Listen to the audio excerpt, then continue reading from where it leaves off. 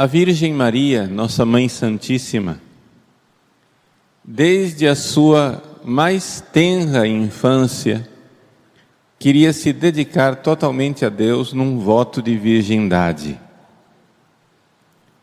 No entanto, ela sabia que na sociedade onde ela se encontrava, isso era humanamente impossível.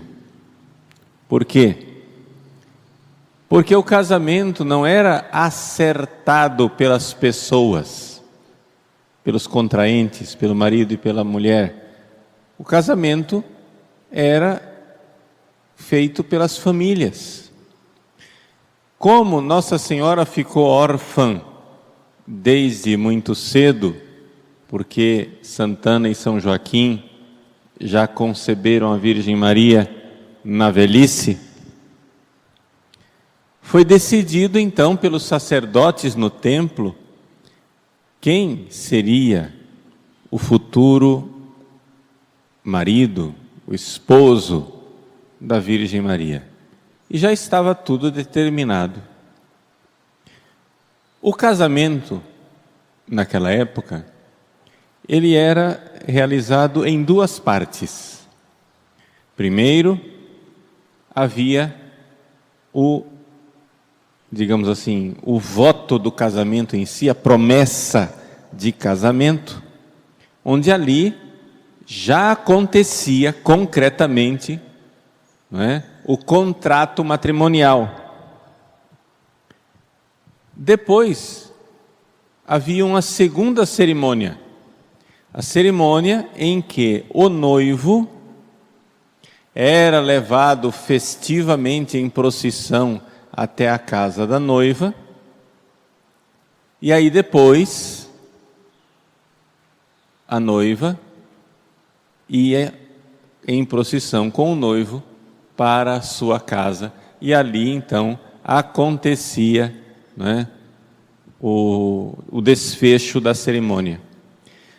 Mas esse processo todo de duas fases significava que já desde os votos, os dois, se quisessem, poderiam consumar o casamento. Os dois, se quisessem, poderiam já conceber um filho. Já era normal. Eles não moravam juntos, mas já estavam casados.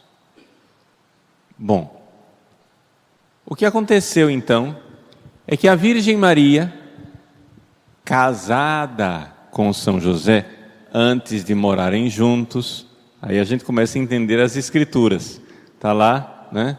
Antes, então o anjo foi mandado lá a uma virgem chamada Maria, né? Que estava desposada com um varão chamado José, um homem chamado José. Antes de viverem juntos, diz São Mateus, né? Ela concebeu, que quer dizer, antes de viverem juntos e já estavam casados. Porque o casamento era feito em duas fases, né? Aí dá para entender perfeitamente as escrituras. Bom, antes de eles morarem juntos, aconteceu uma realidade que a gente só pode chamar de um milagre espiritual. Maria revelou a São José o desejo dela de se entregar totalmente a Deus na virgindade consagrada.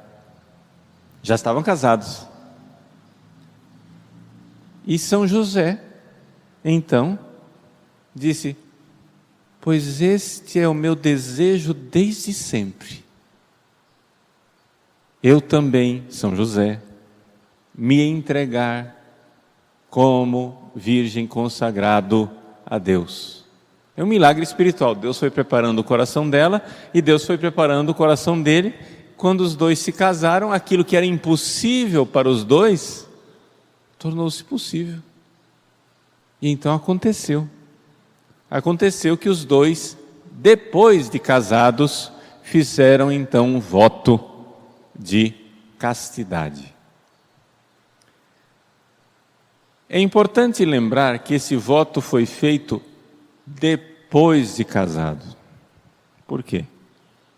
Santo Tomás de Aquino explica Se Maria tinha o desejo de ser virgem desde sempre, mas ela só fez o voto de castidade depois de casada. Por quê?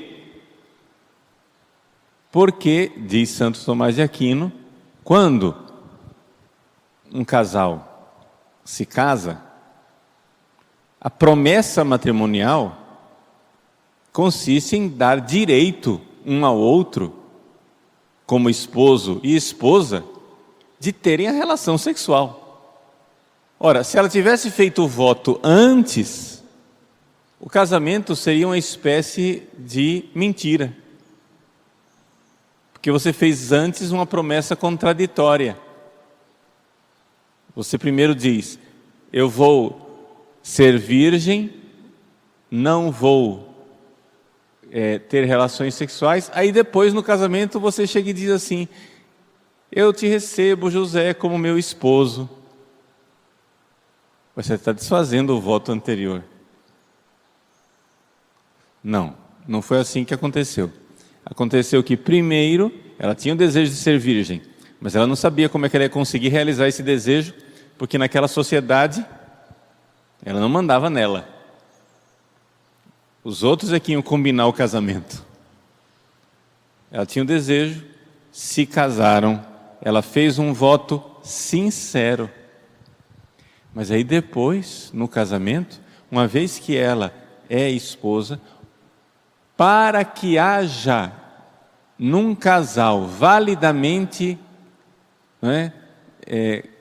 casado, unido em santo matrimônio, para que haja um voto de castidade, só é possível um voto de castidade num casal unido em santo matrimônio, se os dois estiverem livremente em pleno acordo, porque eles estão, cada um, renunciando ao seu direito.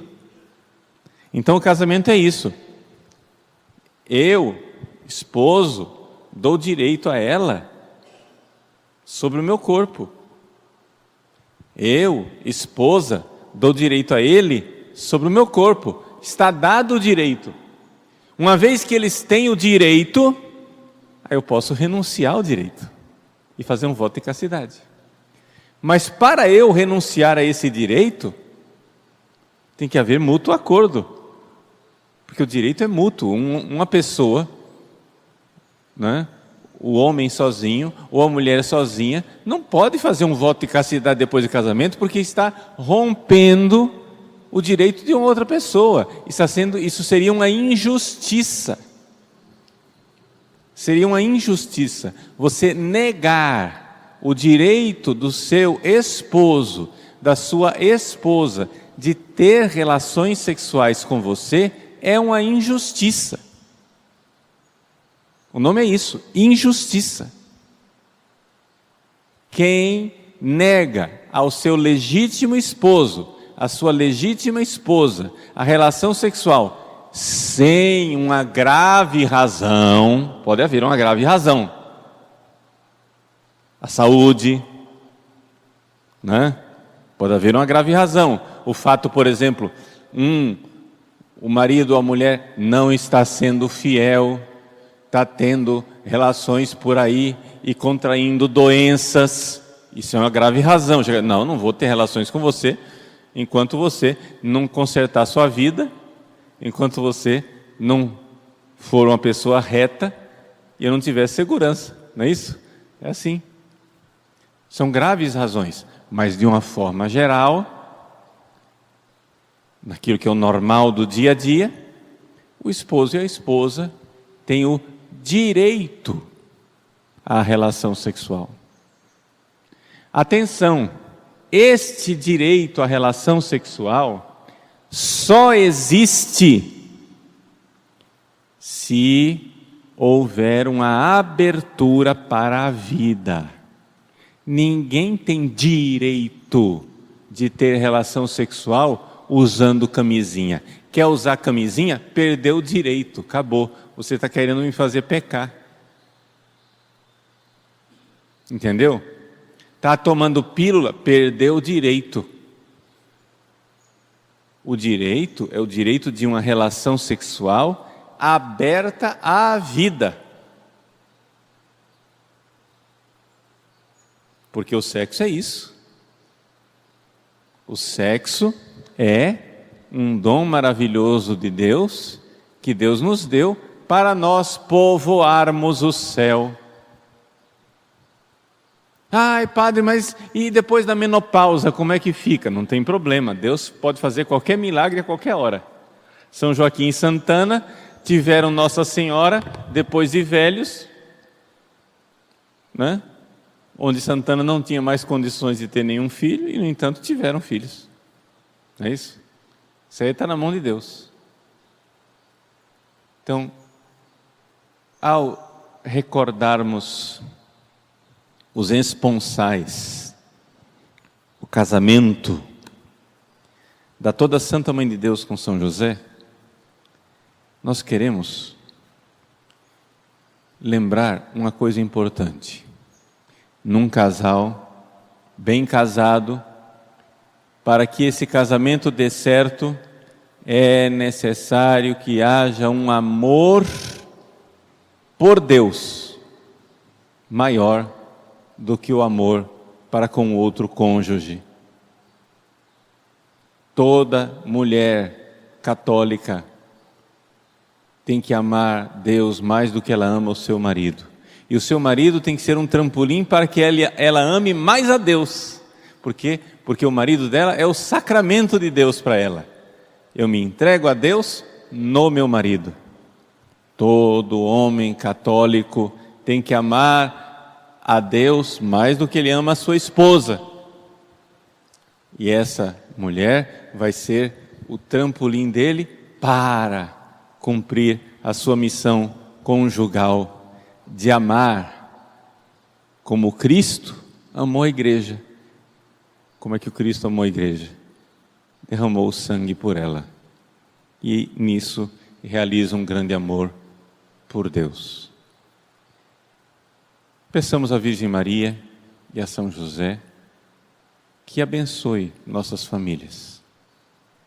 Eu sei que apresentar São José e Nossa Senhora é apresentar quase que um sonho inalcançável para alguns casamentos que às vezes já estão numa situação tão sofrida, tão doída, de feridas, de mágoas, de desencontros. Eu sei disso. Eu sei que apresentar esse modelo lindo, às vezes é abrir uma ferida no coração de uma pessoa, porque apresentar um modelo inalcançável para a situação que a pessoa está vivendo. No entanto, saber que não estamos sozinhos na vivência de nosso matrimônio, seja qual for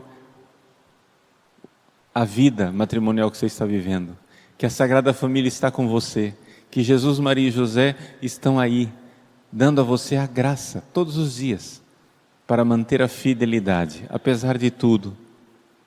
Apesar de tudo. Manter a fidelidade. Ser fiel como cada matrimônio, né, prometeu, até a morte. Até que a morte os separe. Essa realidade de vida e de morte que está no matrimônio é tão dramática e ao mesmo tempo tão bela. Porque é a celebração da vida, a vida de sermos família aqui na terra, para um dia podermos ser família no céu.